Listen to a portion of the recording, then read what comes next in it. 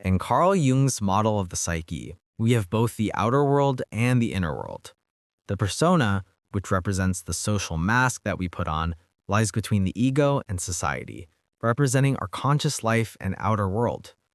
The inner world, or the unconscious, is where the real adventure begins. Here we encounter the shadow, the anima, the animus, and the self, all of which have both a light and dark aspect, as Jung emphasizes. The shadow can be inferred from the contents of the personal unconscious, that is, contents that are acquired during one's lifetime.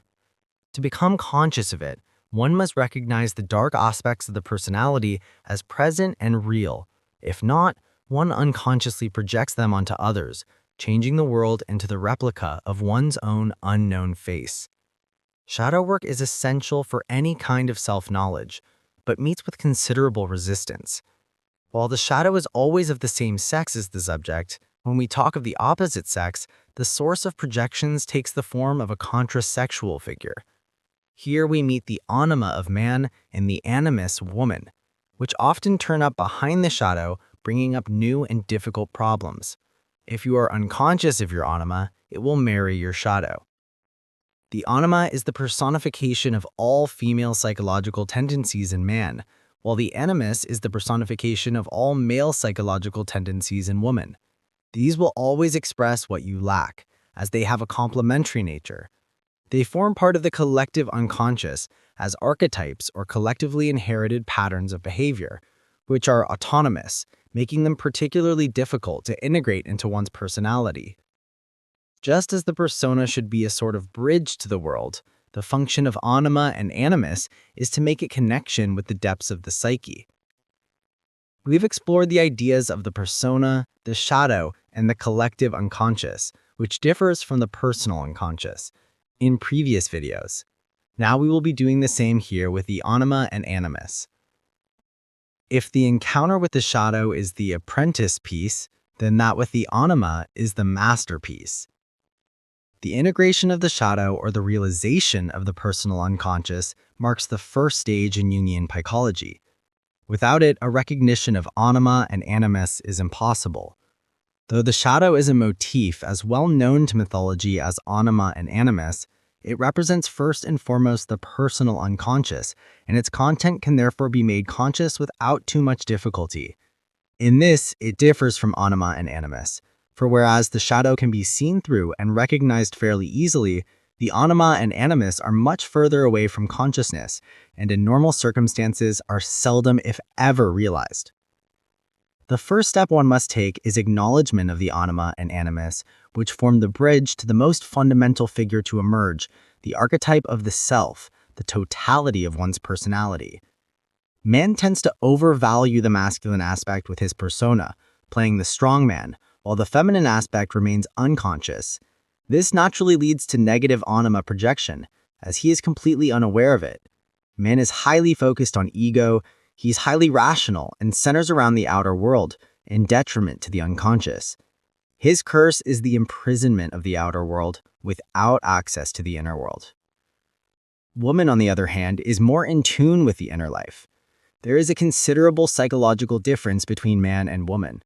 It is common for men to have irrational moods and women irrational opinions. The anima corresponds to the maternal eros, and the animus corresponds to the paternal logos. Jung writes, just as the anima becomes through integration the eros of consciousness, so the animus becomes a logos. And in the same way that the anima gives relation and relatedness to a man's consciousness, so the animus gives to a woman's consciousness a capacity for reflection, deliberation, and self-knowledge. These archetypes are also conditioned by the experience each person has had in the course of his or her life with the opposite sex. Every man carries within him the eternal image of woman, not the image of this or that particular woman, but a definitive feminine image. Likewise, woman carries with her the eternal image of the masculine. Jung points to the archetypal nature of anima and animus, and he is talking about the projection of these inner figures onto real women and men. Starting with the anima, the woman within, or personification of all female psychological tendencies in man, is as a rule shaped by one's mother. If a man feels that his mother had a negative influence on him, his anima will often express itself in irritable, depressed moods, uncertainty, insecurity, and touchiness. Within the soul of such a man, the negative mother anima figure will endlessly repeat this theme. I am nothing. Nothing makes sense. With others it's different, but for me, I enjoy nothing. These anima moods cause a sort of dullness, a fear of disease, of impotence, or of accidents. The whole of life takes on a sad and oppressive aspect. Such dark moods can even lure a man to suicide, in which case the anima becomes a death demon. The anima is the archetype of life, and when it is negative, the impulse is to dream about life and make wishful fantasies about life instead of living life. It is as if a vampire is sucking one's blood, the blood being our life activity. Such people sink into passivity, feel constantly tired, and do not want to do anything. One wakes up depressed, and nothing means anything. The image of woman is the solace for all bitterness of life, and at the same time, she is the great illusionist, the seductress who draws man into life with her maya. Hope and despair balance one another. A still more subtle manifestation of a negative anima involves partaking in a destructive intellectual game, characteristic of pseudo-intellectual dialogues that inhibit a man from getting into direct touch with life and its real decisions. He reflects about life so much that he cannot live it. Regressively, fleeing from the cold, cruel world and seeking his childhood under the nourishing and protecting circle of the mother. This is known as puer aeternus, or eternal youth, also known as the Peter Pan syndrome. It is the archetype of the child god, whose negative aspect includes the unconscious temptation to return to the mother's womb. This is seen today in adults who are socially immature, the so-called man-child who has never grown up.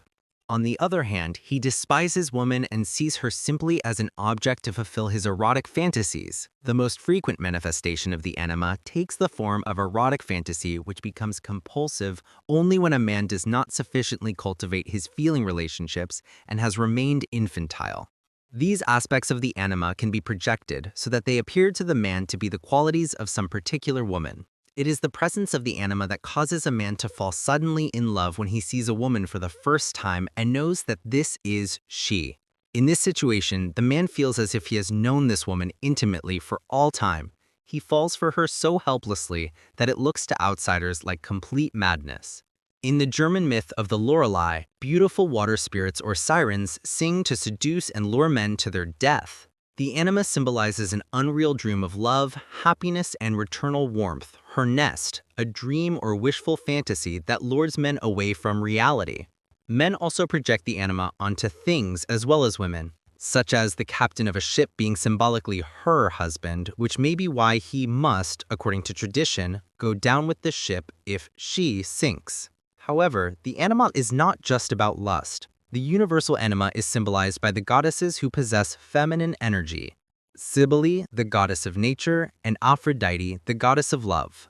The anima has just as many important positive aspects. It plays a vital role in putting a man's mind in tune with the right inner values and thereby opening the way into more profound inner depths. This is the role of Beatrice in Dante's Divine Comedy, who after descending into hell and purgatory guides him through heaven. There are 4 stages in the development of the anima. The first stage is best symbolized by the figure of Eve, which represents purely instinctual and biological relations. The second can be seen in Faust's Helen. She personifies a romantic and aesthetic level that is, however, still characterized by sexual elements. The third is represented, for instance, by the Virgin Mary, a figure who raises love to the heights of spiritual devotion. The fourth type is symbolized by sapientia, wisdom transcending even the most holy and the most pure. In the psychic development of modern man, this stage is rarely reached. The Mona Lisa comes nearest to such a wisdom anima. In practical terms, the positive role of the anima as guide to the inner world occurs when a man takes seriously the feelings, moods, expectations, and fantasies sent by his anima, and when he fixes them in some form, such as writing, sculpture, or musical composition. After a fantasy has been fixed in some specific form, it is essential to regard it as being absolutely real and not only a fantasy.